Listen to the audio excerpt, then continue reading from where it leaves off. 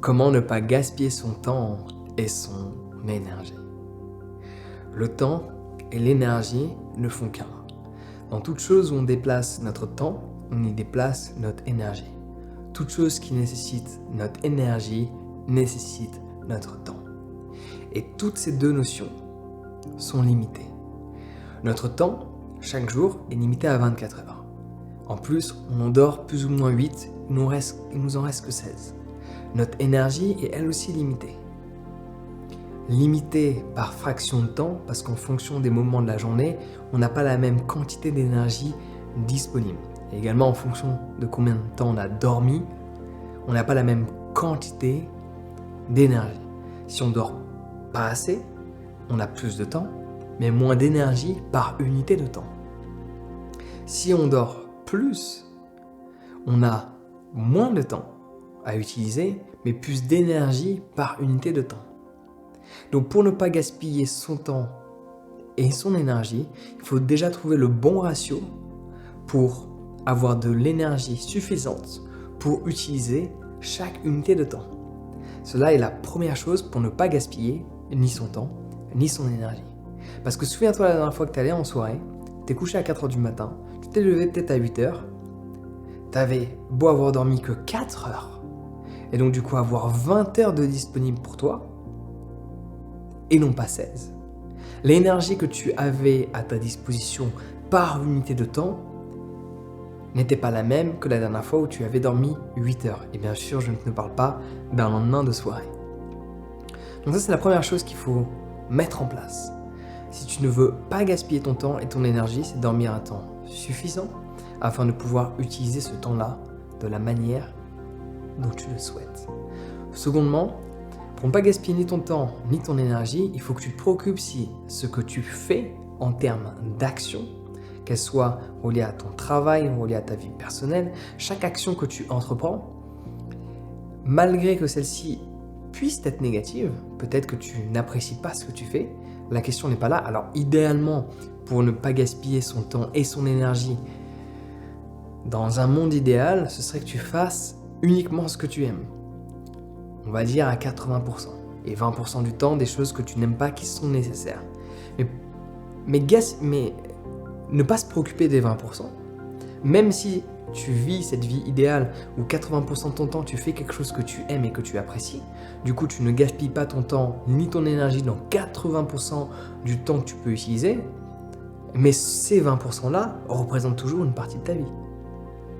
Et 20% de 10 heures d'activité représente quand même 2 heures. Donc ça représente plus ou moins dans les 3 heures de gaspiller chaque jour si tu utilises cette loi des 80-20, mais d'une certaine manière. C'est-à-dire 80% du temps à faire des choses que tu aimes, 20% du temps à faire des choses qui sont nécessaires et que tu n'apprécies pas. Mais là où c'est intéressant, c'est pour ne pas le gaspiller, parce que le gaspillage en soi est une perception. Si je te dis j'ai jeté un élément pour illustrer la pensée, étant donné que le gaspillage est un élément subjectif, si je te dis j'ai pas fini mon assiette, il y a des parents qui vont dire c'est gaspillé, fini. Il y en a d'autres qui vont dire mets-le au compost, donne-le aux poules. Le gaspillage d'une action dépend de sa nécessité et de ce qu'elle permet. Si tu finis pas ton assiette et que tu le mets dans la poubelle, on peut le voir comme un gaspillage en comparaison à si tu le mets dans un poulailler. Mais pas que. Si tu le jettes dans la poubelle, on peut le voir comme un gaspillage de par le focus sur la nourriture, mais on peut également le voir comme le fait que tu as une réflexion logique de par le fait que tu n'as pas eu envie que tes cellules corporelles vieillissent plus vite, de par le fait que tu manges au-delà de ta satiété. Donc le gaspillage en soi est une perception des choses en fonction de l'angle de vision ou en fonction de la comparaison que l'on fait. Donc si on prend ces 20% de choses, peut-être, ou même plus, 30-40% des choses que tu dois faire, qui sont une nécessité, mais que tu n'aimes pas faire, ton temps ne sera pas gaspillé si à chaque fois que tu le fais, tu réalises que ces choses que tu n'apprécies pas ont une nécessité profonde pour te permettre de vivre une vie meilleure, ou de te permettre de vivre X ou Y situation dans un futur proche, moyen ou long terme. Le temps est gaspillé quand tu fais des choses qui n'ont aucun impact sur ta vie. Aucun impact bénéfique. Ton temps et ton énergie est gaspillé. Mais si ces actions que tu n'apprécies certes pas au premier abord ont un impact bénéfique plus tard, ce temps-là n'est pas gaspillé. Cette énergie n'est pas gaspillée. Parce que cela est nécessaire que tu y mettes ton temps et ton énergie. Ouais. Et troisième point, pour ne pas gaspiller son temps et son énergie, se préoccuper des gens qui nous entourent. Parce qu'en fonction des gens qui sont autour de toi, tu peux gaspiller ton temps ou ton énergie. Avec plusieurs variables. Est-ce que tu as des projets qui t'importent vraiment? Si c'est le cas, et que tu vas voir des gens parce que tu ne sais pas dire non, tu gaspilles ton temps et ton énergie par rapport à où est ta priorité. Après, il y a une autre dynamique. Admettons, tu n'as pas de projet bien défini, tu veux juste passer du temps avec des gens. Tu t'aperçois que ces gens-là ne te correspondent pas vraiment, que tu ne passes pas vraiment un bon moment avec eux. Le temps s'écoule, 1 heure, 2 heures, tu es toujours avec. Alors qu'au bout d'une demi-heure, tu as réalisé que ces gens-là ne te correspondaient pas. À ce moment-là, tu perds ton temps et ton énergie. Tu perds ton temps parce que c'est obvious, c'est évident. Tu es avec des gens qui ne te correspondent pas, donc par définition, tu perds ton temps.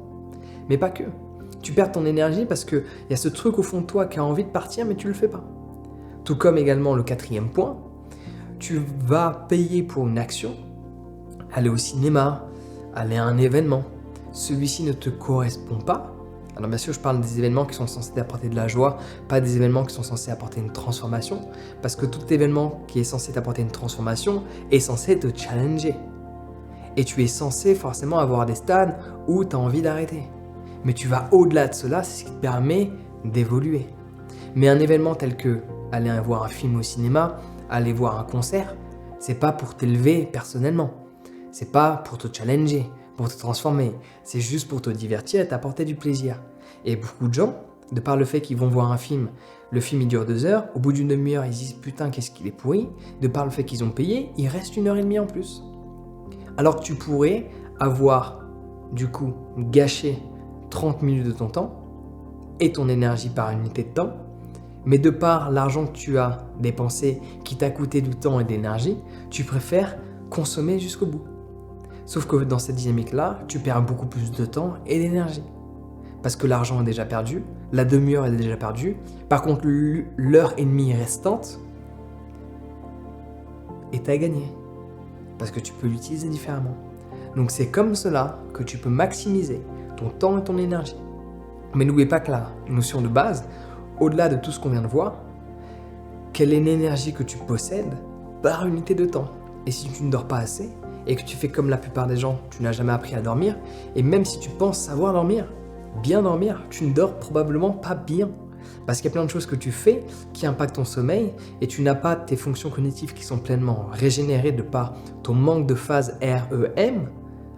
Ton corps se sent fatigué, c'est pour cela que tu n'as pas cette motivation de faire du sport parce que tu n'as pas eu assez de sommeil profond. Ce n'est pas parce que tu te sens, c'est pas parce que tu as dormi 9 heures que tu as bien dormi. Donc oui, il y a cette dynamique de dormir plus pour avoir plus d'énergie par unité de temps, mais pas que. Il y a cette notion de qualité de sommeil. Et la qualité de sommeil, tu ne l'as pas juste parce que tu étais fatigué la veille et que tu t'écroules le lendemain. Ce sommeil-là ne sera toujours pas de qualité.